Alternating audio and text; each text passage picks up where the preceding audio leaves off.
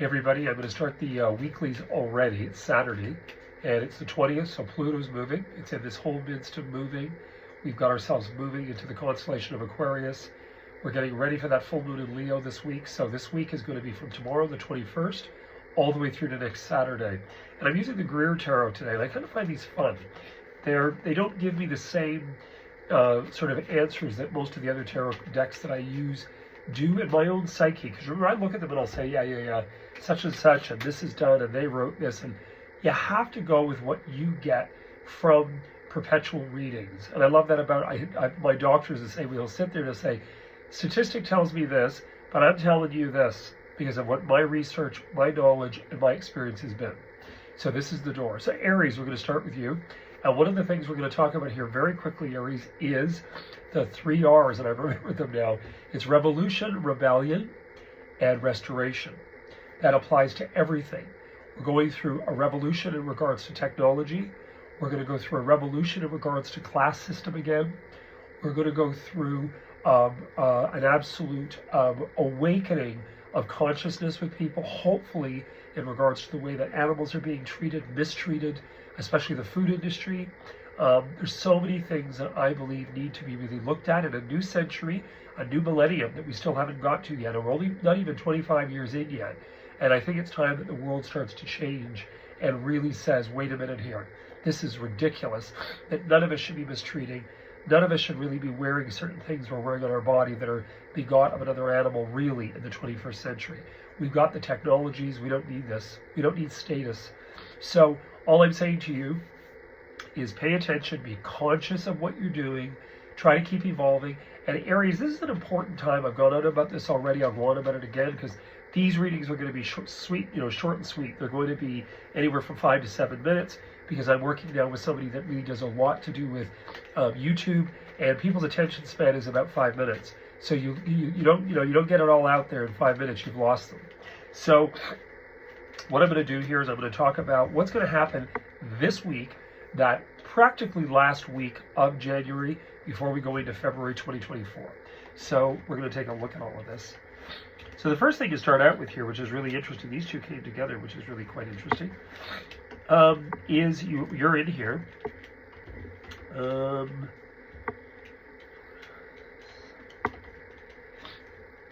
Okay, I'm going to put 2 up here. Okay, so I'm going to tell you from just looking at this all in all, this is a really celebratory energy is the outcome.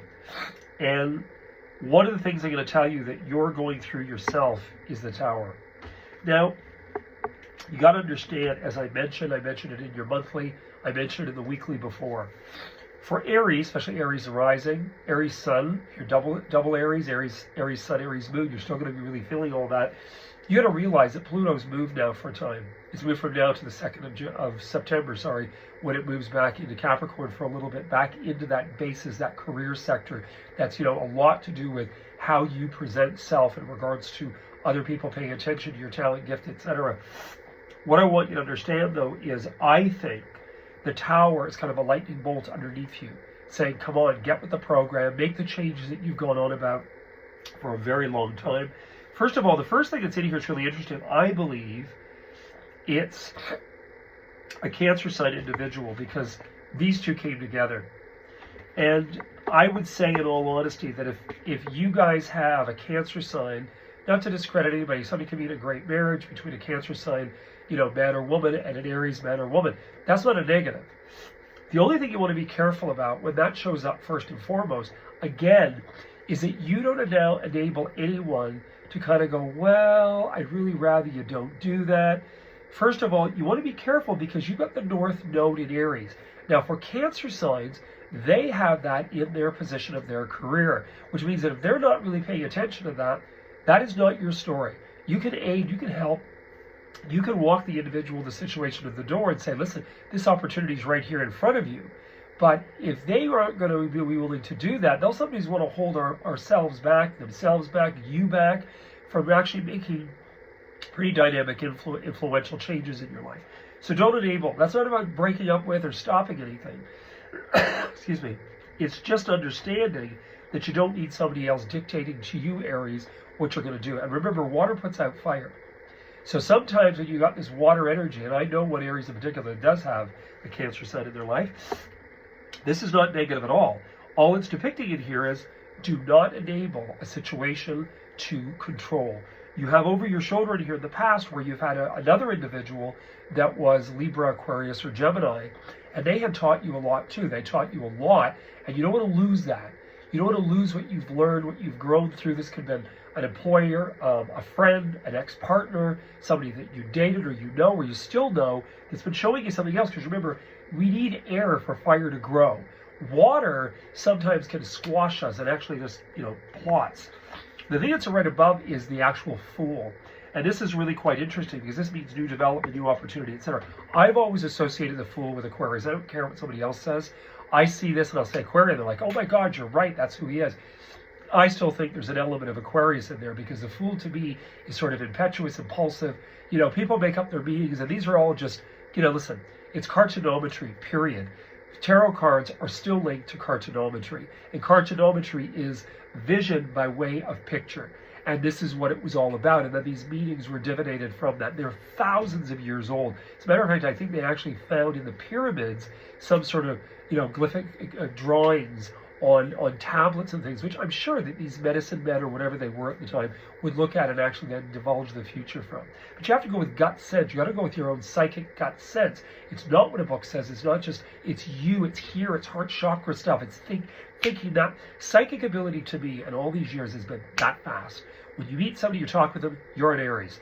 It's not just behavior that Mars attacks, because that's my joke for Aries. My father was one. But anyway, then you've got, again, like I said, this Tower energy, got a lot of deliberation, decisions. You do have the ability in here, by the way, this Queen of Swords, I think, is two elements. First of all, she's no nonsense. Believe me, and air sign women, Libra, Aquarius, Gemini, and the men are really no nonsense. The men, to me, are more the strict father figure type. That don't push them too far because they'll tell you. Because they sometimes, I wouldn't say that they're know-it-alls. I say maybe more than Leos, and I'm not Leo ascendant. I think they can sometimes come across that they're know-it-alls.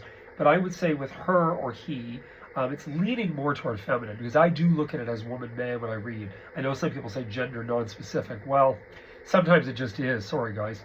But it is. And in this case, I would say it's somebody that's family, friend, even a daughter or a sister or a girlfriend or somebody that's close. If it's a guy, I would say he's higher feminine than he would be, masculine. All I'm saying to you is you have questions. The decisions here are not unlike what I said to you before. A lot of them are going to have to do about going out into the world, career, etc., business, you using all your clout. You've got it here, people paying attention, knowing you being looked at, you going away. They're stopping you. Do I know you? This type of energy is the North Node in Aries, and we're going to move into those eclipses. That'll be in your March monthly. We're going to really talk about that. But what I'll tell you here, you got some damn good stuff going on. So I believe you're straightening things out. I believe with Pluto moving, it's moving out of your career sector. It's now moving into a little bit of an easier thing. Remember I said you Aries, you're going to be making a lot of decisions about what's important. The thing I don't want to see you do is let anybody give you the pity party, guilt trip garbage. Now, it could be you that's believing that they have control over. It could be you, ingratiating yourself upon out of fear. Remember that. Sometimes it's not the person, it's us. They've always been like that. But we are seeing or need, or I can't because I got to ask such and such. Careful about that. You heard it here first. Please subscribe. Please hit the little bell icon, ding. And I like the bells in the churches more though. The other thing I'd like you to do is please share this and like this, that you really liked it, Aries. Because Aries, come on. Aries, if they like it, they're going to tell you they like it. If they go to a restaurant and they think the food's shit, they're going to tell you the food is shit. Anyway, wish you guys all the best. Cheers.